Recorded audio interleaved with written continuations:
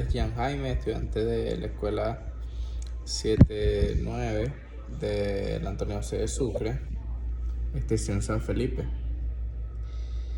Hoy hablaremos sobre flujo interno en tuberías.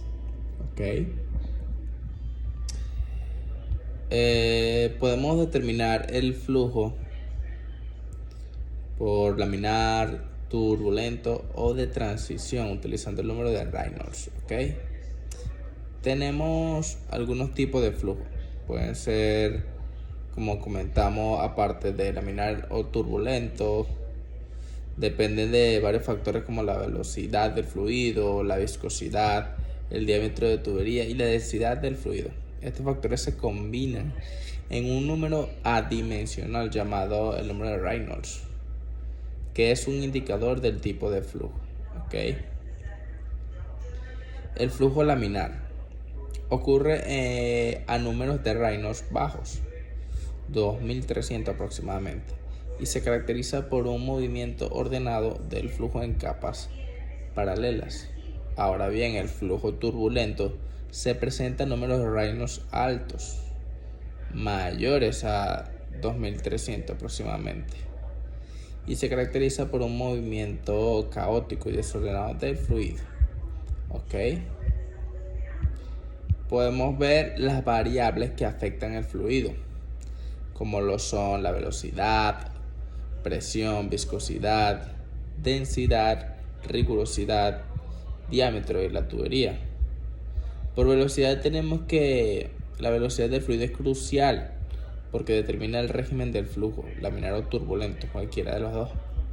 En régimen laminar el flujo es más ordenado y predecible, mientras que en régimen turbulento se generan remolinos y fluctuaciones que permiten aumentar la pérdida de carga.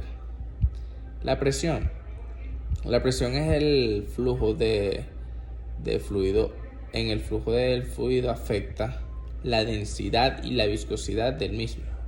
A medida que la presión aumenta, puede cambiar el estado del fluido, por ejemplo, en gases. Viscosidad es una medida de la resistencia de un flujo a fluir. Fluidificaciones más viscosas como el aceite. La densidad. Fluidos más densos requieren más presión para ser impulsados a través de la tubería y pueden comportarse de manera diferente bajo ciertas condiciones. La rigurosidad. La rigurosidad de la superficie interna de la tubería afecta la fricción entre el fluido y las paredes de la tubería.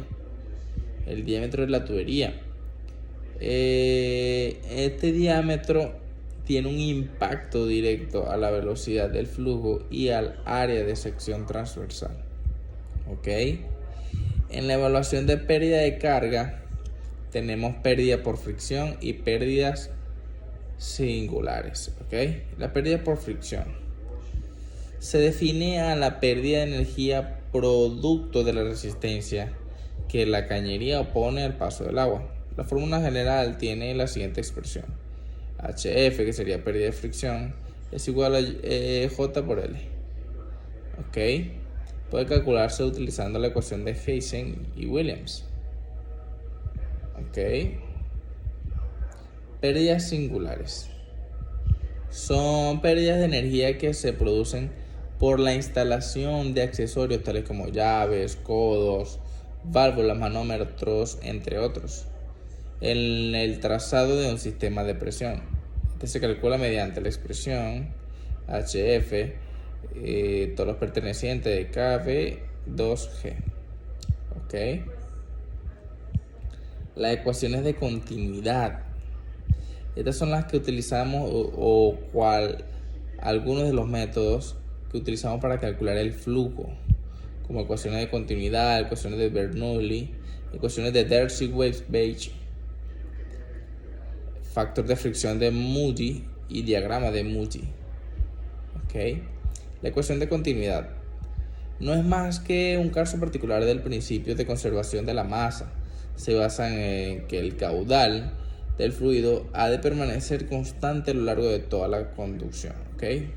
Dado que el caudal es el producto de la superficie de una sección del producto por la velocidad con la que fluye el fluido, tendremos que en dos puntos de la misma tubería se debe cumplir que el caudal en el punto 1 es igual que el caudal en el punto 2, ¿ok?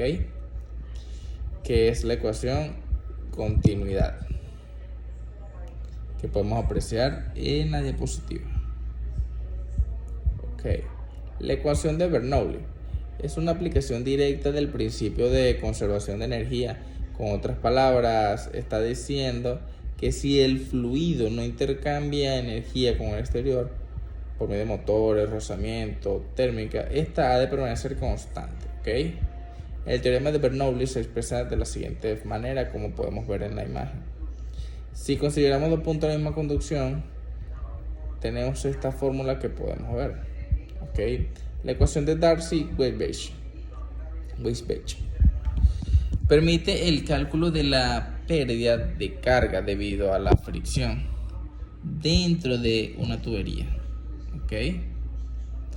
Donde HF es la pérdida de carga debida a la fricción calculada a partir de la fricción, término conocido como factor de fricción de Darcy o coeficiente de rozamiento.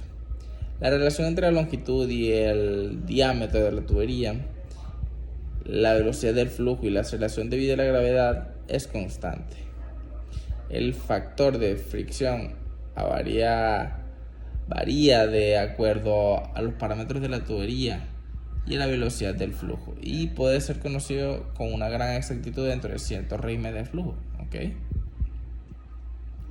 Para calcular la pérdida de energía por fricción en una tubería puede utilizarse la expresión racional de Darcy-Weisbach. El factor de fricción de Moody. El factor de fricción o coeficiente de resistencia de Darcy-Weisbach es un parámetro adimensional que se utiliza en dinámica de fluido para calcular la pérdida de carga en una tubería debido a la fricción. El cálculo del factor de fricción y la influencia de dos parámetros, que serían el número de Reynolds y rugosidad relativa, dependen del régimen del flujo, ¿ok? Ahora bien, los elementos clave del diagrama secciones: número de Reynolds y números adimensionales que los ingenieros utilizan en distintos escenarios, como en tuberías. Ok.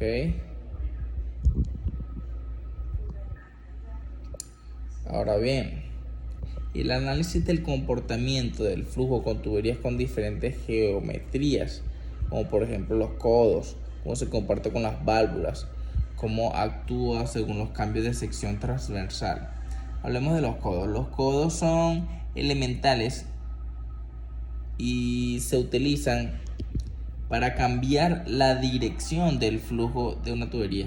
Existen codos de diferentes ángulos, de 90 grados, 45 grados, entre otros, y su influencia en el flujo se caracteriza por varias consideraciones. El cambio de dirección en una tubería, por la distribución de velocidades en un codo, la distribución de velocidades en contornos lisos y rigurosos. En los codos, a partir de la ecuación de distribución de velocidades se calcula el gasto, ¿ok? El caso más importante es el codo de 90 grados. La pérdida de carga es, según la fórmula, el mayor, ¿ok? Para el codo de 45 la pérdida de carga es menor, y así sucesivamente. Entre menores grados la pérdida de carga es más suave. Para el codo con curvatura suave la pérdida de carga es mucho menor, como se refleja en la fórmula. Ok. Las válvulas. Estas controlan el flujo a través de una tubería y pueden generar pérdidas significativas dependiendo de su tipo y posición. Ahora, tipos de válvulas. Existen varios tipos y cada uno tiene un carácter distintivo en términos de resistencia al flujo y por lo tanto pérdidas de carga. Grados de apertura. El grado de apertura de la válvula influye en la pérdida de carga. El coeficiente de pérdida es otro ámbito importante. Similar a los codos. Cada tipo de válvula tiene su propio coeficiente de pérdida, que se puede aplicar en los cálculos de ingeniería. Es importante señalar que una válvula produce una pérdida de carga que depende del tipo de válvula y del grado de abertura. Los principales valores de esta son la válvula de globo, válvula de compuerta, válvula check. ¿Okay? En una boquilla la pérdida de carga es según su fórmula y dependiendo de cada válvula. ¿Okay? Técnicas para mejorar el flujo y reducir las pérdidas de carga. Por ejemplo, el uso de recubrimientos internos, la optimización del diseño de tuberías. ¿Okay? El uso de recubrimientos internos. Los recubrimientos ayudan a reducir la fricción entre el fluido y las paredes de la tubería. Algunos recubrimientos populares incluyen recubrimientos de teflón, recubrimientos de epoxi, recubrimientos de cerámicos, que estos últimos son muy resistentes y pueden ser usados en sistemas donde hay abrasión o fluidos muy corrosivos. ¿Okay? Ahora bien, la optimización del diseño de tubería. El diseño adecuado de una tubería es la clave para optimizar y minimizar las pérdidas de carga. El tamaño de tubería adecuado, por ejemplo. Hay que asegurarse de que el diámetro de la tubería sea el adecuado para el flujo que se necesita. Un diámetro demasiado pequeño puede aumentar la velocidad de flujo y por ende la pérdida de carga. Las curvas y codos. Minimizar la cantidad de curvas y codos. Esto hace que disminuya la turbulencia y la pérdida de carga. Transiciones suaves.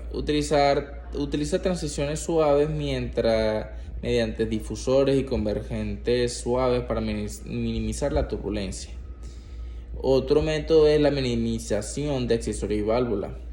Cada accesorio y válvula agrega resistencia, así que si se minimiza el uso de estos,